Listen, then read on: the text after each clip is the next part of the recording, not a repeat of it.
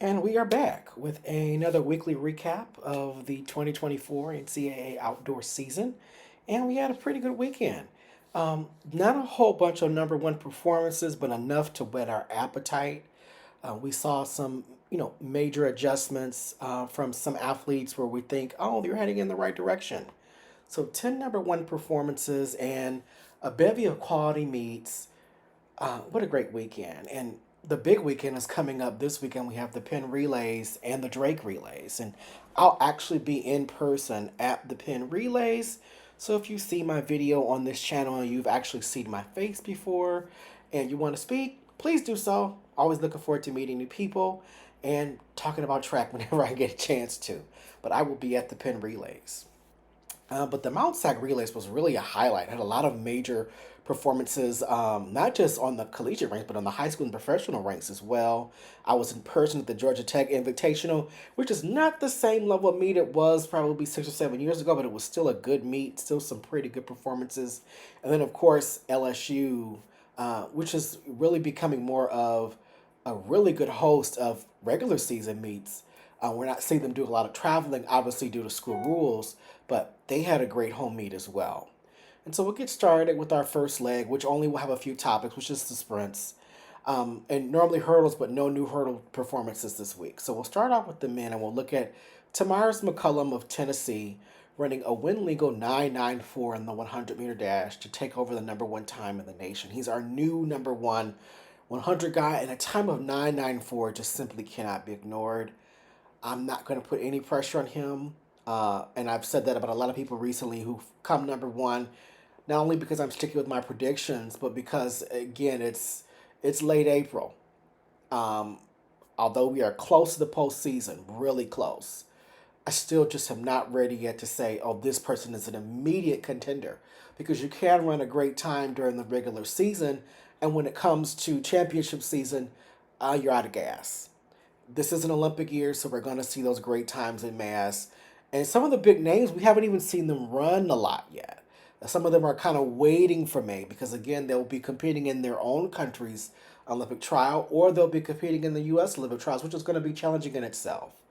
But Tamaris McCullum, 9.94, what an outstanding time for this young freshman at Tennessee. Clearly, things are going right with Dwayne Ross. From North Carolina A&T to Tennessee, he's doing a fantastic job, and it's good to see this young man put up a time like that for contention. He's definitely going to be a name we mention when it comes to the SEC championships, which just to me got a lot hotter. And then on the men's side also, and I mentioned this just a few moments ago, LSU. It was their men's 4x1 that almost beat the athletics team of Canada. 38:55 was the time. It's our new national lead in the 4x1. Auburn has held it for majority of the year. They have, since the first week of the season, they have not relinquished that title, and this is the first go around. And we'll get an opportunity to see them compete against each other at the SEC championships. Neither schools, disappointingly, will be at the Penn Relays, and that just really saddens me because Auburn has had a lot of success, but LSU historically, and it's been a while since they've been there. And I get the school rule, but I really do miss seeing LSU at the Penn Relays, and maybe one day that'll change. Shifting gears to the women's side, we'll stay with LSU. Although the time was just slightly over the normal legal limit of 2 point, it was 2.8, so barely wind aided. Brianna Liston of LSU. Man, oh man, 22:35, our new number one performer in the country. I did mention Mackenzie Long of Ole Miss this time. Her time was way over the allowable limit when it came to wind aided, and it wasn't even counted because we know in college they'll allow for the time to be listed if it's under 3.0, and this was. So she is officially the new leader, and things are coming along well for her. Brianna Liston is really, really putting herself in good position to be that next big star from LSU. Whether or not she will go professional at the end of this season remains to be seen, but she's having a great year so far. Moving to our second leg, we have the distance. And our lone male performer was Nathan Mountain of Virginia. What a great performance he had in the steeplechase. 8:20.68, that's still a wide open event, but that's a pretty solid time.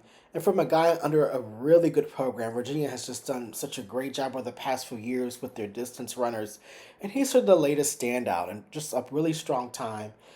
8:20.68, he's been very competitive. for a while, and it's good to see him step into this number one spot. No favorite as of yet, because again, this event is wide open. But I'm pretty sure we'll be hearing his name again. On the women's side, you had Maya Ramsden, who we seem to mention every so often here, specifically this year of Harvard, further cemented herself as number one 1500-meter runner. She is a defending NCAA champion. She ran a time of 4:07.30. But that wasn't without challenge this weekend. She was not alone in her race. It was a lot of really good competition. So I expect to see things continue in that direction for her to have to win these very challenging races, which she's capable of doing. She is a championship level performer. She knows how to put up a really good time, and she knows how to run a very smart tactical race, just as long as she's crossing the finish line first. But young Judy Kosgei of South Carolina gave her all she could handle at the Wake Forest Invitational, running a 4:07.65. That put her number two in the nation, right behind Maya Ramsden. And we'll see more of them later on in the championship rounds of this season. But kudos to Maya Ramsden, still remaining the favorite in the 1500. And in the 3,000 meter steeplechase on the women's side, we have Doris Lemengol of Alabama, who kind of seemed almost, I don't want to say forgotten, but has she been fairly mentioned at the same level of her fellow teammates, which again, Alabama has just rebranded itself. Ironically, the former coach who's went to Florida, his top steeplechaser, who was the previous number one last week, is now number two. But Doris Lindengol is now number one with a 9:22.31. Ran at that Wake Forest Invitational, another pretty solid meet. And we're seeing that pop up, these regular season meets in more than just one place. I remember around this time, a few years ago, the two big meets were the Georgia Tech Invitational and the Mount Sac Relays. You either went out west or you came east. And now that's no longer the case. And I think it's, going to remain that way for a while. More of these athletes more of these schools kind of piecemealing their way, not trying to go to the big major meet now, especially with conferences not too far away. They just want to make sure they get a specific group, whether it be their sprinters, their hurdles, their jumpers, their throwers, or distance runners, whether middle or long distance, they want to get them a certain level of competition.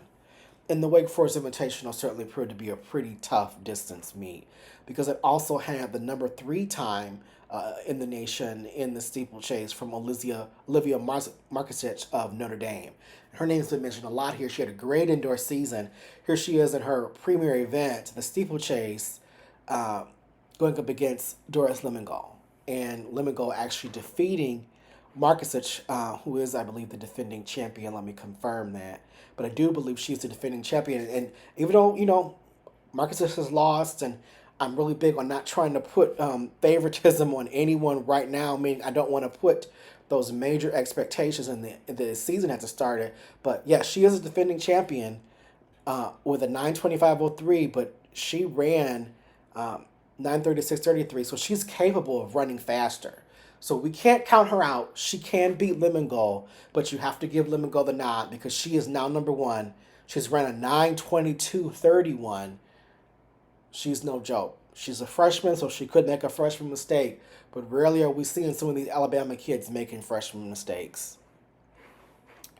Moving to the jumps, and there were two big jumpers this weekend. On the men's side, you had Brandon Green of Oklahoma, our new national lead in triple jump, 55 feet even, or 16.76 meters.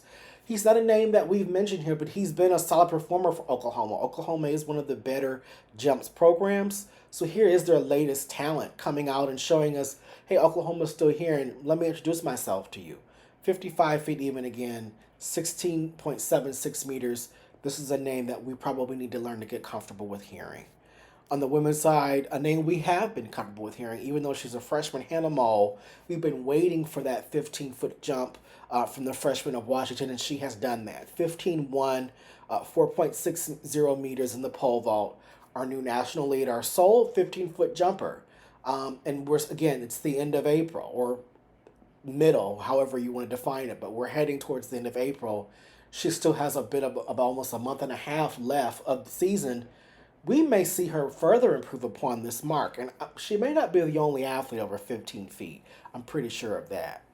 And then we'll move to our anchor leg and our four-leg display, and that will be the throws, and we only saw top marks from the men's side. But Claudio Romero, here he is again from LSU. In the discus, 220 feet 9 inches, 67.29 meters. That is a new national record for him for Chile, and a new NCAA lead. Having a great season, and clearly the transfer to LSU has worked in its favor. We're just seeing him consistently get better. And LSU in their throws have really said that they're not just really good in the discus, they've also got a good javelin thrower.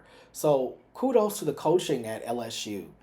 And then in the hammer throw, a new national lead, because Trey Knight has held this lead the entire season. Rowan Hamilton of Cal, 253 feet, 2 inches, or 77.16 meters in the hammer throw, a new national leader. And he did that defeating Trey Knight at the Mount Sac Relays, which was just a great meet. We saw a bevy of top tier performances. But the top three marks, as a matter of fact, in the nation all came from this meet. Trey Knight did improve upon his mark, but he is still second nationally. And third is Israel Olayide of Grand Canyon University. So kudos to the throwers for a great weekend. And also, just as a tip for the Mount Sac Relays, kudos to the decathletes. Number 2 to number 7 in the nation were all competing at the Mount Sac Relays this weekend. Leo Nussbauer still has the number 1 mark, but Heath Baldwin put up 8,470 points out of Michigan State, the top collegiate performer at the Mount Sac Relays. So the decathlon will not be a runaway for Leo Nussbauer, but he's in pretty good position to defend his title. The team battle, we're going to talk more about next week after we see what happens with the Penn Relays. We'll have an understanding of where teams are with their relays, how healthy some teams are, because some teams aren't looking healthy. We think that athletes are sort of hiding to get ready for the Olympic trials. Some of them are actually injured, and so they're moving a little bit slower because, again, it is the Olympic year, and you have to be smart with injuries. And so that is the recap. Really short and sweet. 10 new number 1 performances. But please like, share, subscribe, comment. Your feedback is always welcome, whether positive or negative. And I'll be chatting with you all when we talk about the Penn Relays. I'll likely be doing a Penn Relays preview show. If the volume is a little funky, it's because I'll probably be using my phone. Not sure if I can bring the microphone with me.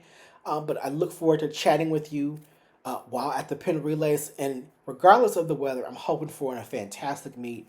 It's my first time back since 2018, so I am ecstatic. I am excited. I want to see all that track and field has to offer. And this, to me, is the premier relay carnival of the world. It'll be the 128th running of the Penn Relays. So have a fantastic week. Again, please subscribe, like, and share, and comment. Thank you guys for your support.